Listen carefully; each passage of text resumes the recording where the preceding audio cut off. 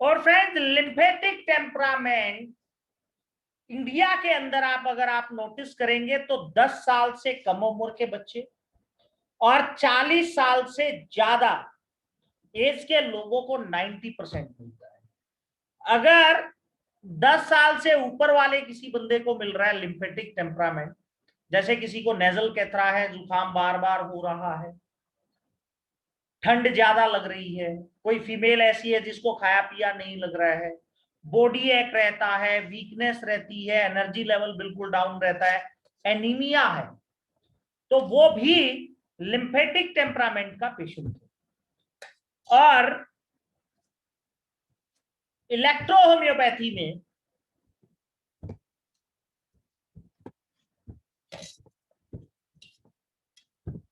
Lymphatic temperament के लिए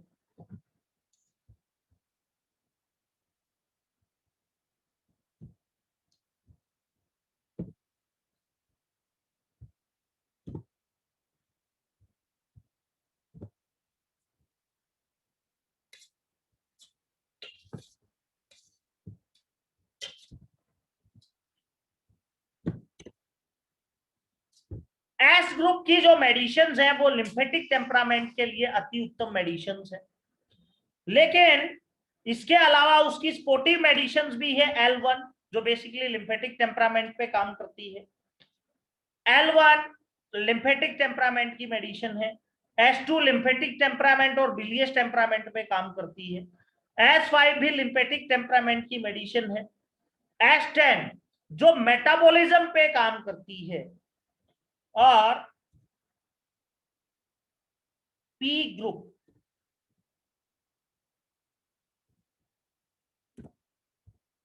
और वैन ग्रुप, वेनेरियन ग्रुप जो है वो लिम्फेटिक टेम्परामेंट पे काम करता है। एफ ग्रुप लिम्फेटिक टेम्परामेंट पे काम करता है। एफ ग्रुप बेसिकली सीएनएस पे काम करता है। और वैन ग्रुप का जो मेन काम है वो इम्यून सिस्टम को बढ़ाना है, क्योंकि लिम्फेटिक टेम्परामेंट के जितने भी पेशेंट होते हैं उनकी इम्यूनिटी बहुत ज्यादा लो होती है, क्योंकि उनको खांसी जुकाम बुखार, वो बीमार जल्द जल्द पड़ते हैं क्योंकि उनको ठंड बहुत ज्यादा लगती है। तो लिम्फेटिक टेम्परामेंट के पेशेंट को आप ये मेडिसिन जो हमने मेंशन की गई है, ये मेडिसिन यूज करके आप लिम्फेटिक टेम्परामेंट के पेशेंट को क्योर कर सकते हैं। ऐसे पेशेंट जिनको खाया पिया नहीं लग रहा है वहां आप ये मेडिसिन का सिलेक्शन कर सकते हैं। ऐसे पेशेंट जिनको टॉन्सिल्स हो रहे हैं वहां इनका यूज कर सकते हैं। ऐसे पेशेंट जिनको खांसी जुकाम बुखार ज्यादा हो रहा है वहां इस मेडिसिन को यूज कर सकते हैं। ऐसे पेशेंट जिनको कॉन्स्टिपेशन रह रही है वहां इन मेडिसिन को यूज कर सकते हैं। ऐसे पेशेंट जिनको डायरिया की प्रॉब्लम है वहां इन मेडिसिन को यूज कर सकते हैं। ऐसे पेशेंट जिनको ल्यूकोरिया या एमनोरिया की प्रॉब्लम है वहां इन मेडिसिन को यूज कर सकते हैं, क्योंकि एमेनोरिया में S1 के बहुत मिरेकल रिजल्ट्स आपको मिल सकते हैं S1L1A3 से। कोल्ड में आप S1L1A3 वेन1 को यूज कर सकते हैं। नेजल कैथरा में S1L1A3 वेन1 को यूज कर सकते हैं। और वूपिंग कफ में आप S1P4L1A3F1 को यूज कर सकते हैं, D6 में, D8 में, D4 में अकॉर्डिंग टू कंडीशंस। तो वहां पे आपको मेडिसिन का सिलेक्शन करना पड़ेगा कि कौन से डाइल्यूशन में देनी है। अगर रोग ज्यादा बड़ा हुआ है बाहर आ रहा है तो वहां पे इंस्टेंट रिलीफ के लिए तो आप D4 में दे देंगे, बट D8 D6 में देंगे तो वहां पे और ज्यादा बेटर रिजल्ट्स मिल सकते हैं। तो फ्रेंड्स, लिम्फेटिक टेम्परामेंट के पेशेंट्स के सिम्टम्स हैं cough, cold, nasal catarrh, glandular swelling, whooping cough, diarrhoea, constipation, leucorrhoea and amenorrhoea. और इसके अलावा जो 40 साल से ऊपर के लोग जो हो रहे हैं, बुजुर्ग जो हो रहे हैं, उनको भी लिम्फेटिक टेम्परामेंट में कन्वर्ट हो जाते हैं कि उनको खांसी जुकाम बुखार ज्यादा होती है। तो वहां पे भी according to conditions and according to disease आप ये चीजें दे सकते हैं। अब डाइट के ऊपर अगर हम बात करें तो फ्रेंड्स, डाइट में जितनी भी ठंडी चीजें हैं वो ठंडी चीजें आपको नहीं देनी है लिम्फेटिक टेम्परामेंट के पेशेंट।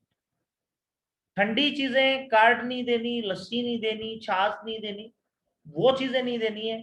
ठंडी चीजें नहीं खानी है, फ्रीज की चीजें नहीं खाने को देना है लिम्फेटिक टेम्परामेंट के पेशेंट, क्योंकि इनकी जो सेल्यूलर पानी ज्यादा होता है जिसकी वजह से इनको ठंड ज्यादा लगती है। वो चीजें नहीं देनी है जिनकी वजह से वो पानी बढ़ जाए।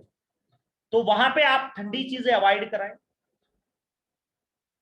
ठंडी चीजें अवॉइड कराएंगे, फ्रीज की चीजें अवॉइड कराएंगे। केला है, संतरा है, चावल है। अगर लिम्फेटिक टेम्परामेंट का पेशेंट है उसको केला, संतरा, चावल, लस्सी, दही, ये चीजें अगर आप अवॉइड कराएंगे तो ज्यादा बेटर रहेगा। वहां पे आपको बेटर रिजल्ट्स मिल सकते हैं, क्योंकि बहुत बार ये देखा गया है कि नेजल कैथरा का पेशेंट है, लस्सी पी ली, संतरा खा लिया, चावल खा लिया, तुरंत प्रॉब्लम रही, क्योंकि वो उसकी प्रकृति के प्रतिकूल है, अपोजिट है, जिसको खाने से उसकी बॉडी में दिक्कत हो रही है। तो जब तक वो पेशेंट मेडिसिन खाएगा तब तक आप ये चीजें देंगे। जब वो बैलेंस हो जाएगा तो उसके बाद जरूरत नहीं पड़ेगी। तो फ्रेंड्स, आज का टॉपिक हमारा टेम्परामेंट के बारे में था। दोबारा फिर मिलेंगे। जय बैठी, जय भारत, जय इलेक्ट्रो होम्योपैथी।